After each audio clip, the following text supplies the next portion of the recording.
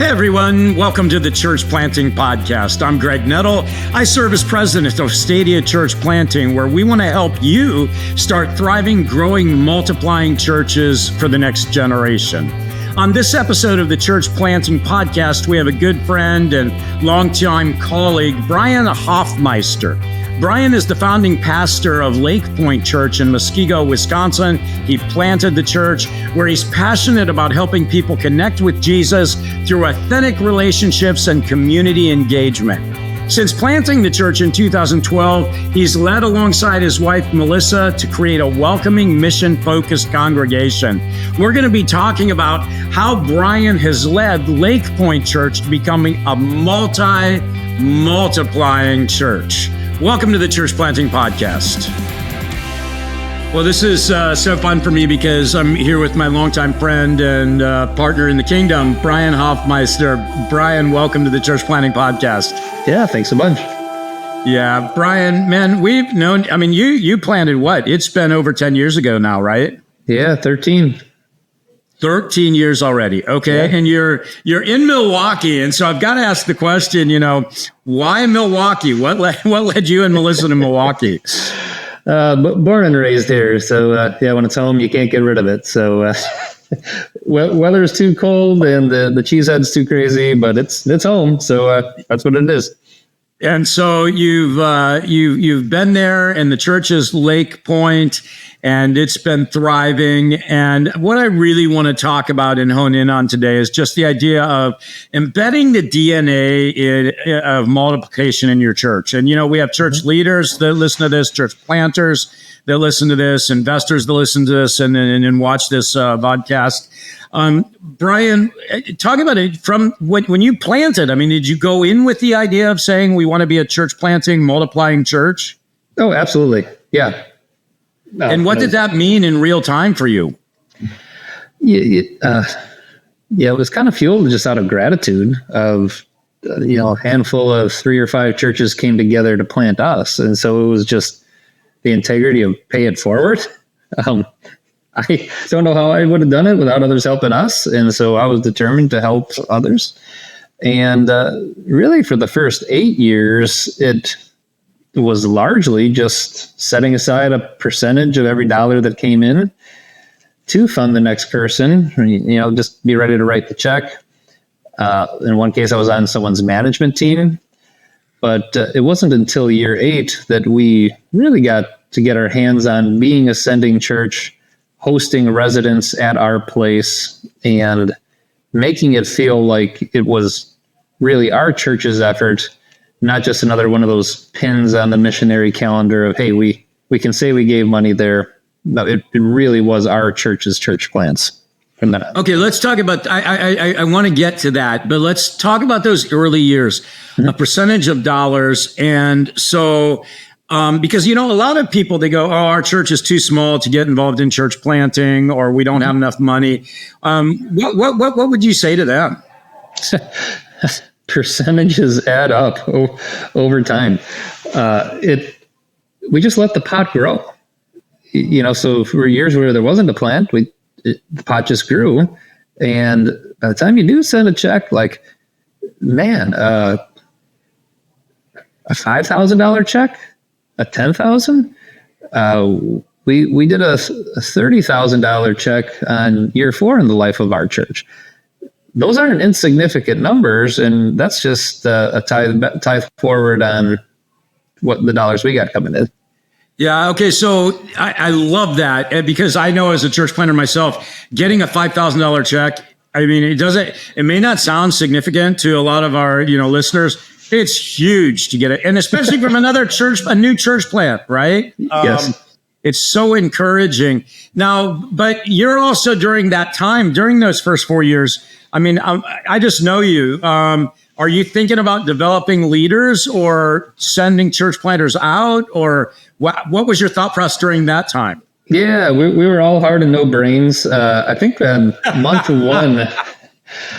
one of the church, we named someone as our church planter in residence.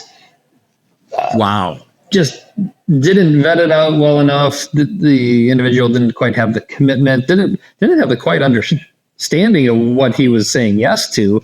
And so that label and that attempt really kind of fizzled quickly.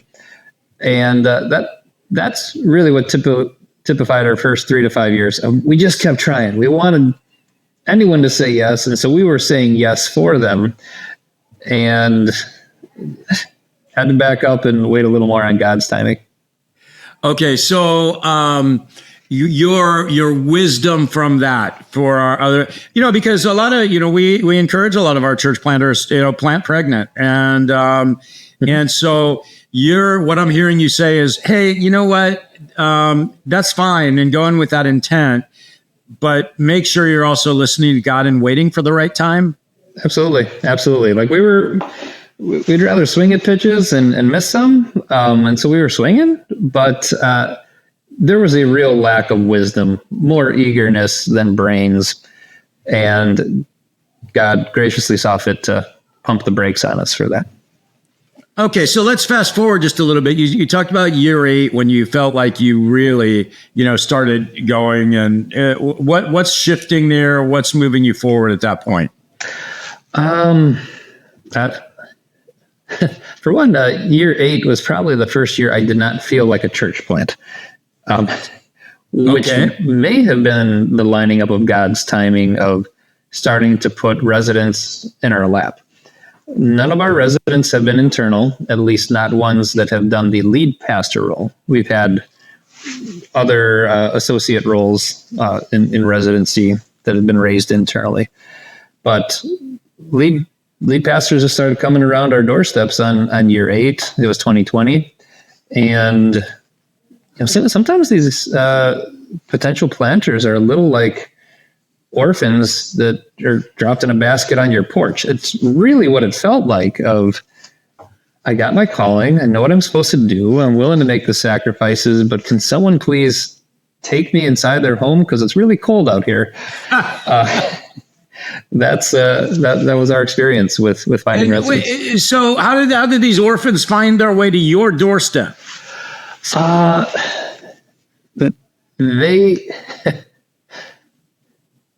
Other pastors in the area pretty much said if anyone's, they didn't say if anyone's crazy enough to try, but if anyone's going to try to help you, it's probably Lakepoint. Okay. They think like this, they talk like this, and the other places they're more established and looking for the resume ought to check all these boxes. Yeah. Those churches were the ones passing up on it. They're bigger, they're more established, and they have higher criteria. They knew we were smaller to mid-size and just eager. Okay, so they show up on your doorstep. What do you do with them at that point? Oh man. Depends on which one you're talking about. They're also different, but it was really just saying, if you stick with us 12 to 18 months, I will show you absolutely everything we do as a church. You will see every corner we have to offer. B, I'll spend a personal hour or two with you every week coaching, and just I won't tell you what your answers are. I'll tell you what the questions are and what my answers are. And then you're going to be pressed to tell me what your answers to those questions are. And about a year and a half into that, if you like the way you're growing and we like the way you're growing, we'll send you out and you get the pot, so to speak, of finances we've been tucking away. Whatever's in there, that's what we'll have to offer you. And Brian, so let's talk about year 8. It's your first resident that you're sending out and stuff. Walk us kind of through that process. Did it work? What went well? What did you learn? Yeah. First resident. By the way, this is the COVID year. This is 2020. I don't know why. I know when you said 2020, I was like, oh man. Oh, this poor guy. I can't imagine. He planted in 2021. Started with this in 2020, and the process was he knew this territory before. The next two guys did not. They didn't know what's a church plant. Yeah. What is this word called? Planting. But in his case, he did. He had an assessment in his pocket of here's what my development plan is. And so we promised him a 20% salary from which he can either work a side job or fundraise for the other 80%, and a title on staff, a desk, an email address. We're just going to treat you like a staff member. And so here's one responsibility, which you can be value added to our church. We put them in charge of first impressions and guest connections and things like that. Real risk rewards, like whether or not we connect guests is going to be on huge. Yeah, it's a big deal to us. And meanwhile, here's how we're going to benefit your church. Like I'm really giving you developmental time, and you get to see our finances, our systems, copy and paste our policy and procedure manuals. Like, again, the 100 questions you need to ask and answer to have a healthy, viable church. We just took 1 or 2 a week until we got through all of them. And so so where's he go from there then? He's with you 12 months, 18 months? It came out to 18, yeah. Mm-hmm. And then did you send people with him? Did he plant locally? Absolutely. With all our church plants, it's the announcement, some of you need to go. Here's the place, here's the community. And we try to tell our people like one of 2 versions. Number one is make a year commitment here. Like you decide a year later, but go to that church, make it your church for a year. And then you decide who's your church after that. Or number 2, commit to, consider this your outreach. I will commit to showing up once a month. You need me in parking lot, set up, local outreach, kids wings, whatever. Like what I'm asking you as a church is to consider either making this your church for no less than a year or making this your outreach on a monthly basis for no less than a year. And that's the framework we put in front of people. And I'd say good 12, 15 ended up going with them. And so what does that do to your church? Like what's the upside? What's the downside to Lakepoint, the sending church? Mm-hmm. I don't know. It just felt like the right thing to do. The upside for sure is they own the mission. The little exposure we had to church planting, it was more of a handshake between pastors, and then you announce it to the church later. This felt like our people are going, our pastor is going, someone we've gotten used to and familiar with and like. And honestly, Greg, after the first one, it just felt like a good thing to do. After the second one, then the conversations in the church really shifted. When are we doing this again? Who's next? Almost a disappointment the week after our send-off Sunday on number 2. 2 of our more invested leaders in the church expressed frustration with me that I didn't know who was number 3 the week after. Oh, no. Yes. Positively. I know, I understand that. Yeah. So the culture had to grow. I would probably give this advice to anyone listening. Like when we did that first one, the church they didn't get their mind around it yet. Didn't understand. It just looked like a nice thing to do. By the second one, they're like, we get it. This is what our church does. We are a church planting church. It took the second one. And so, like, how many churches have you all helped start now to this point? 2 on a funding and management team level, and we're in the middle of our 3rd as the primary sending and residency church. And then, I mean, you helped others in the early days as well with just finances. Oh yeah, definitely. Yeah, so I mean, you're not counting. I mean, you do get to count those. That's do I? Yeah. Okay. Yeah, you do. So, I mean, some of those checks look more like a pat on the back than support, but you know how meaningful they are. How meaningful they are. Okay, so you're in the process of your 3rd, and so was the second one in the local as well? Yeah, another Milwaukee area. Yep. And how about the third? Same. Is that right? They're all on time. That's absolutely incredible. And so you're casting this vision. So is that kind of that's just where it's headed? We're a church planting church, and we're just going to keep doing this as much as possible. Yeah. And does there come yeah, go ahead. Yeah, I think the funny thing is I'm probably more of a church addition guy than a multiplication guy. Like, I've just had that zero of what does it take to get one more church started? But what I've been finding is one more church, and now one more church is forcing a genuine multiplication strategy on us. I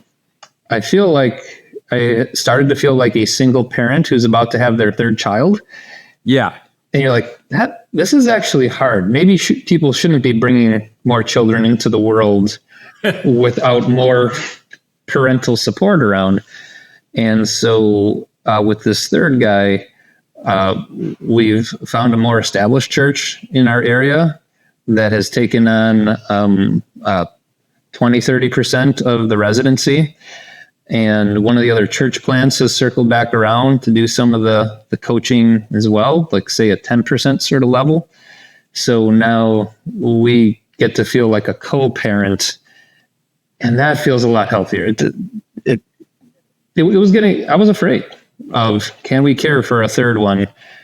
And your structure changes when the family's growing. And how many partners are you typically, is it just this one other partner, or are you typically involving other partners in this process? Other partners at a financial level. We have some very generous, very kingdom-minded churches in our area that are ready to write a significant check to another church plant in the Milwaukee area. And couldn't do it without them.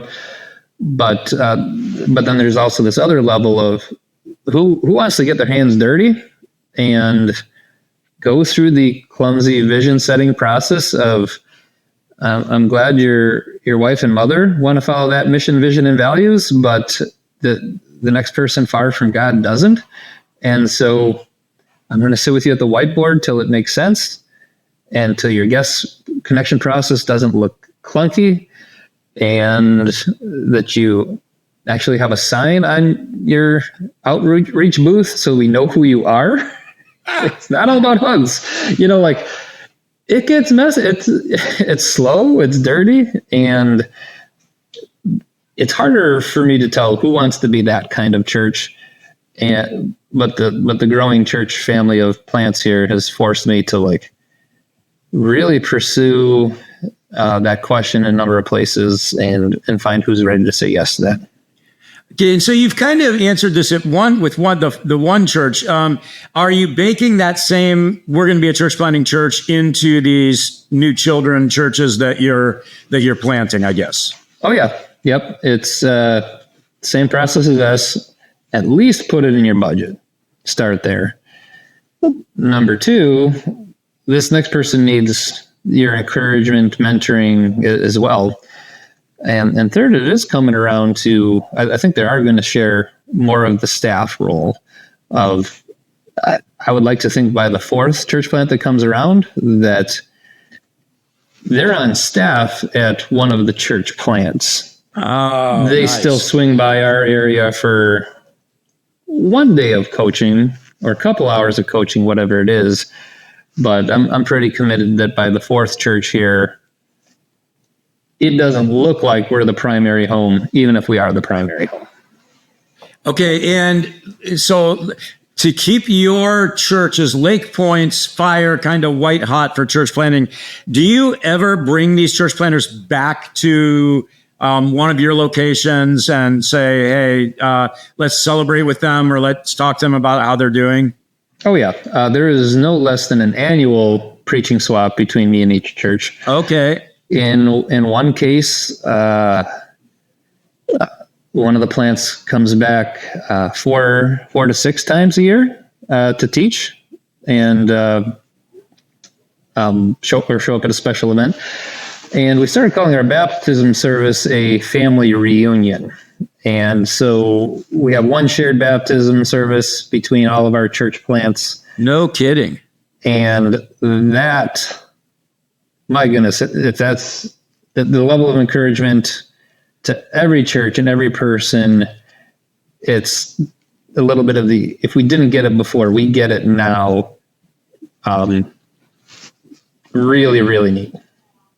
So, for example, last year it was 40 baptisms. My church had 20 baptisms, but no, my church got to feel we had 40 baptisms. Well, because you did. We did. Yeah, it's all in the family. It makes a difference, and that's the day when you get to really see it. That's amazing. Okay, so Brian, let's talk to just those planters out there who are thinking about planting, getting ready to launch, or maybe just launched. What would you say to them? Well, if you had to give them a piece of advice or two to say, because I think we all we want to leave legacy. We want to make as big a kingdom impact as we possibly can. Is there something or a couple things that you'd say? Make sure you do this as you get started. I brought it up several times, but that funding percentage was big. Like, okay, I'm going to ask you, I got to get really pragmatic here. Mm-hmm. Like, are you talking about 1%, 5%? What percentage are you saying to set aside? For our first 7 years, it was 10%. And half went back to the sending organizations that got us off the ground. Appreciation, do that for the next guy. And then so 5% was in the pot for the next church to come around. Okay. Nowadays it's 3% to the church plant forward and 2% to the organizations back. Okay.